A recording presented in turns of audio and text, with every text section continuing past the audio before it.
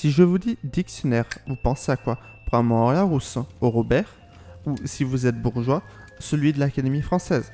Eh bien, je vais vous présenter le dictionnaire de l'occulte, qui a été écrit pour sa première édition en 1818. Il s'agit du dictionnaire infernal de Jacques Collin de Plancy. Dans cet ouvrage, vous trouverez une description de beaucoup de termes, événements, personnes, phénomènes liés à l'étrange et l'occulte, ainsi que le fantastique. Il fut édité dans 6 éditions de 1818 pour la première et 1863 pour la dernière, qui est d'ailleurs la plus populaire car elle contient des entrées illustrées par des lithographies de Louis le Breton. Et petite anecdote sur Louis le Breton, il est décoré de la Légion d'honneur, ce qui est actuellement le fil rouge de toutes mes vidéos. Il a principalement fait des illustrations navales et ses œuvres qui sont le plus passées à la postérité sont ses illustrations pour le dictionnaire infernal. D'ailleurs, vous avez sûrement été déjà en contact de dictionnaire infernal via ses dessins, surtout celles illustrant les 66 démons présents dans l'ouvrage. Ils seront d'ailleurs repris dans d'autres livres sur la démonologie, comme La Petite Clé de Salomon ou Les Mégétons, dans certaines éditions par MacGregor Mathers. De plus, ces dessins ont donné les bases de l'imagerie des démons dans la culture populaire, comme dans Eluvabos, dans lequel le prince de l'enfer Stolas a hérité des caractéristiques présentes sur sa lithographie. Pareil pour Baël et ses 3 têtes. Mais revenons à l'ouvrage, et surtout au contexte de la sortie du livre au XIXe siècle. Durant cette période, il y a eu une explosion de l'occultisme dans les cercles scientifiques et culturels. Autrefois, durant le Moyen-Âge, l'occultisme en Occident était principalement proscrit par l'Église, puis, pendant la Renaissance, certains théologiens parviennent à trouver grâce à la cour des rois et empereurs, comme Nostradamus, qui fut nommé médecin de Charles IX par la reine-mère Catherine de Médicis. Puis arrive le néo-occultisme en 1801 en Angleterre, notamment par l'ouverture d'Occident vers le reste du monde via le colonialisme, qui est à son apogée au XIXe siècle. Et aussi parce que la pensée scientifique bat son plein. De nombreux hommes de science se présentent aussi en occultiste, et inversement. Il devient dans le même temps beaucoup plus simple de se faire publier. En plus, l'avènement du spiritisme à partir des années 1840 rend la population plus curieuse sur tous ces domaines. Dans les salons, on parle beaucoup des romans occultes. Et maintenant, on peut parler de son auteur, qui est Collin de Plancy. De son vrai nom, Jacques Albin Simon Collin de Plancy, né le 30 janvier 1794 dans l'Aude, c'est à l'âge de 24 ans qu'il publiera la première édition du dictionnaire infernal. Et il continuera à publier principalement sur l'occulte jusqu'en 1878. Il a principalement exercé dans des milieux de l'imprimerie et du livre. Au début, il se déclare comme libre penseur sous l'influence de Voltaire, c'est-à-dire qu'il prône la rationalité et rejette les dogmes religieux. Cependant, durant un séjour en Hollande à partir de 1839, il se rapproche de la foi chrétienne et se déclara croyant en 1841. Ce qui aurait une importance sur ce qu'il a écrit et aussi sur les éditions suivantes du dictionnaire. Petit détail, il a épousé sa cousine Clotilde Marie Paban, écrivaine sous le nom de plume Marie Deur. Collin de Plancy est mort le 13 janvier 1881 à Paris. D'ailleurs, pour revenir à sa conversion, dans la préface de la 6e édition du dictionnaire infernal et à partir de la 3e édition, il renie ses anciennes convictions et vante les mérites de l'Église. Et de plus, on y trouve un mot d'approbation de l'évêque Pierre-Louis Parisi, mais ce n'est pas étonnant, car le prêtre Jacques-Paul Migne a participé à l'écriture. Maintenant, je vais vous parler des différentes éditions et d'un petit détail.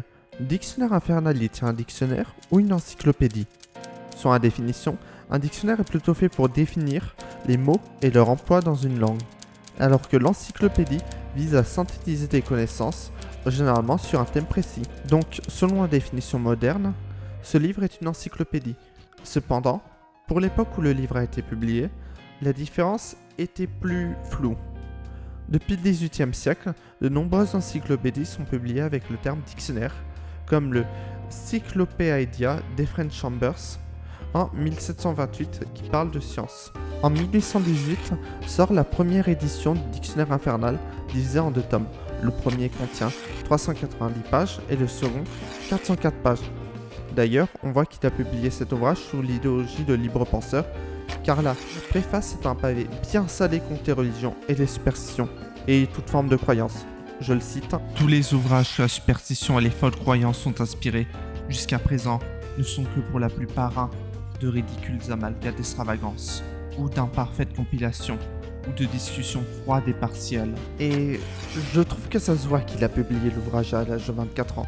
Car Colin présente son encyclopédie comme libre de toute forme de nom d'objectivité et se présentait un peu comme si le dictionnaire était supérieur aux précédents ouvrages traitant du même sujet. Le melon un peu.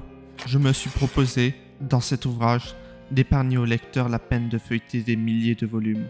Avant et depuis cet ouvrage, plusieurs savants ont écrit, les uns sur les préjugés, les autres sur les erreurs du vulgaire, ceux-ci sur les superstitions, ceux-là sur les terreurs imaginaires, quelques-uns sur les apparitions et les prodiges, d'autres sur la magie et les sorciers, sur le charlatanisme et les jongleries, sur les absurdités et l'élimination, etc. Aucun n'a songé à réunir, en un seul corps d'ouvrage, tous ces monuments de l'ignorance, de la fourberie, de l'imposture et du fanatisme. Et pour le contenu, il contient une liste de termes dans l'ordre alphabétique. Et pour chaque terme, il y a une description plus ou moins longue. Et pour certaines, elles sont très objectives. Et d'autres beaucoup moins. Comme celle de la lycanthropie, qu'il décrit comme une maladie qui provient de l'imagination des cerveaux faibles. En tout cas, en 1825, une nouvelle édition sort entièrement refaite. Celle-ci est agrémentée de dessins, plus d'entrées ont été rajoutées, et certaines remaniées. Par exemple, la première édition à l'entrée carnaval décrit uniquement l'origine païenne de cette fête, là où la seconde édition rajoute une description du carnaval de Venise faite par un Turc. J'ai ailleurs trouvé une réimpression à 5 volumes datant de 1826.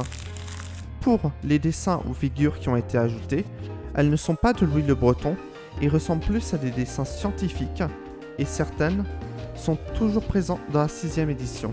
C'est en 1844 que sort la 3e édition, et celle-ci colle avec la foi nouvelle de Colin de Plancy.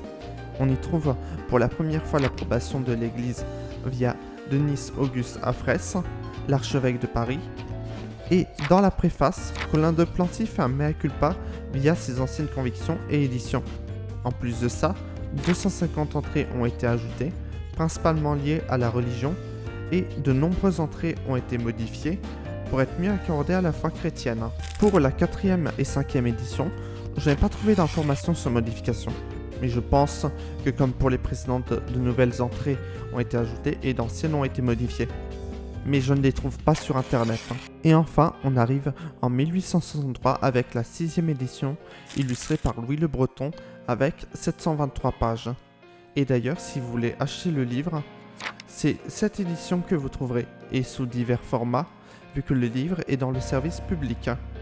Les éditions antérieures sont assez, voire très rares, donc bonne chance si vous voulez les obtenir. Et après, je dirais que la dernière édition est la plus complète.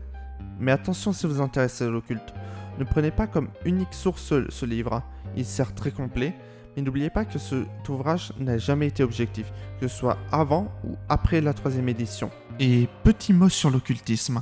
Certes, avant cette discipline était considérée comme une science, maintenant, elle est reléguée à la pseudo-science.